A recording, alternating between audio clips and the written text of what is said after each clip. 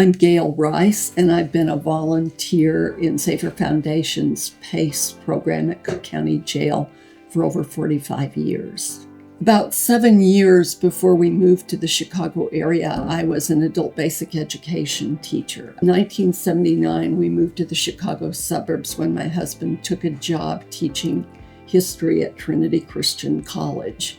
In that year, the students at the college decided that they wanted to get involved with this tutoring program called PACE.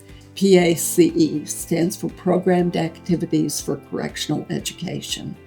And my role in PACE is to tutor the detainees in reading, writing, and math at all levels. Sometimes I work one-on-one with a student, sometimes I work with a couple of students.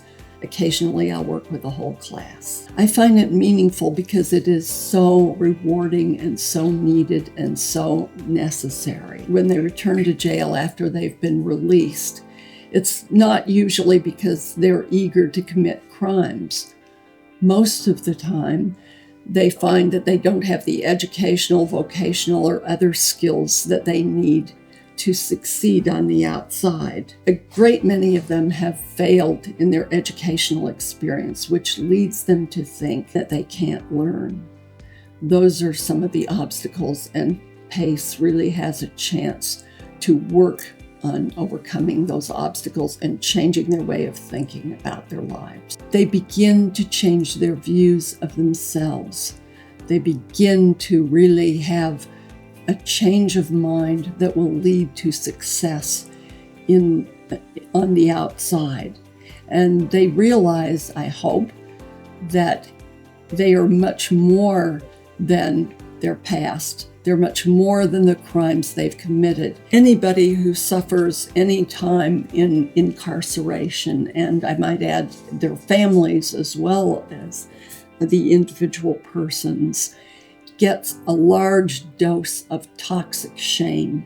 I don't think there's any population that is more needing of care and concern than people who have been incarcerated. Besides donating my time to SAFER, my husband and I make a donation to SAFER every year, and I encourage people who are potential donors to do the same. Education, counseling, employment skills, helping inmates find jobs, and also advocating in public to make our criminal justice system better and more fair. All of these projects that SAFER is involved in are so valuable, but SAFER couldn't carry out all those things without the donations of people like me and other potential donors. So yes, I'm very happy to donate to SAFER.